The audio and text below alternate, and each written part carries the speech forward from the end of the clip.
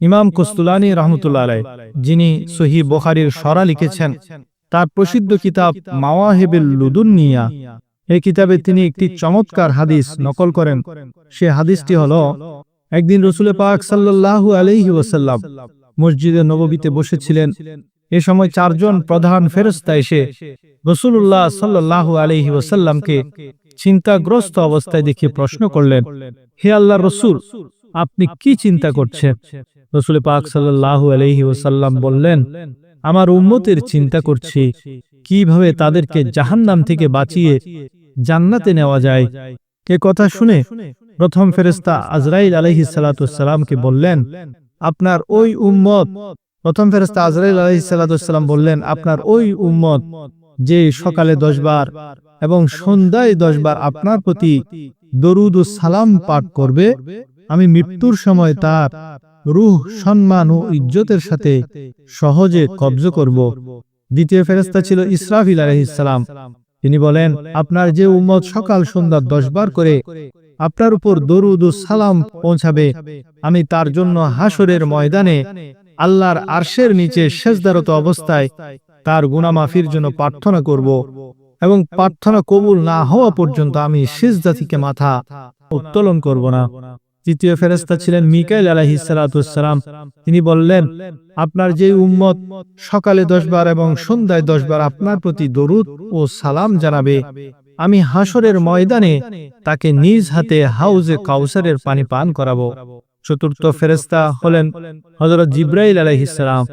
তিনি বলেন, রাসূল পাক সাল্লাল্লাহু আলাইহি ওয়াসাল্লামের বাহু ধরে বললেন, দরুদ পাঠকারীকে আমি এইভাবে পুলসিরাত পার করে জান্নাতে পৌঁছে দেব।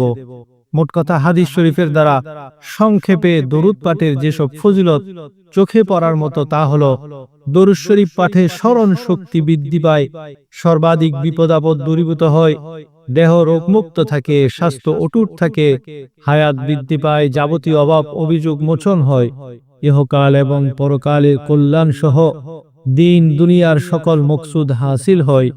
নিয়মিত বেশি বেশি দরুদ পাঠকারীর হাসরের মাঠে নবী করিম সাল্লাল্লাহু আলাইহি ওয়াসাল্লামের সুপারিশ প্রাপ্তি ও মুক্তি লাভের আশা করা যায়।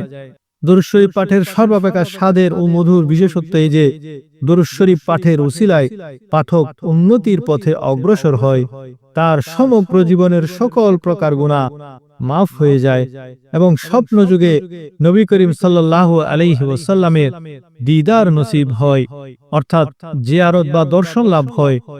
আর সেই সৌভাগ্যবান ব্যক্তির জন্য দোজখ হারাম এবং বেহেশত অনিবার্য হয়ে যায়।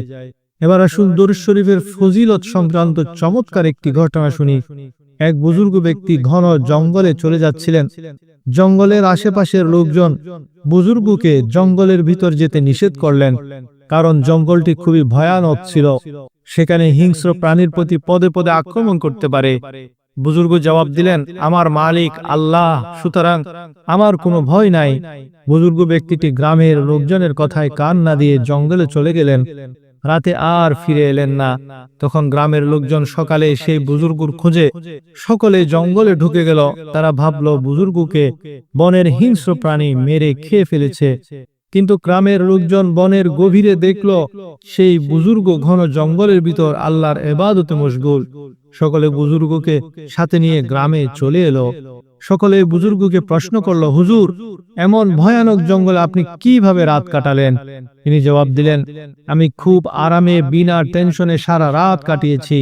সকলে প্রশ্ন করল, আপনাকে কি বনের ভয়ঙ্কর প্রাণী ও ভয়ানক জিনেরা কষ্ট দেয়নি, ভয় লাগায়নি? তখন বুজুর্গ জবাব দিল, আমি একটি হাদিস শুনেছি যে কেহ যদি নবী করিম সাল্লাল্লাহু আলাইহি ওয়াসাল্লামের উপর একবার দরুদ পাঠ করে আল্লাহ তাআলা তার উপর 10টি রহমত নাজিল করেন। আমি এই হাদিসের উপর পূর্ণাঙ্গ ঈমান নিয়ে দরুদ পাঠ করে আমি সেই জঙ্গলে সারা রাত কাটিয়েছি।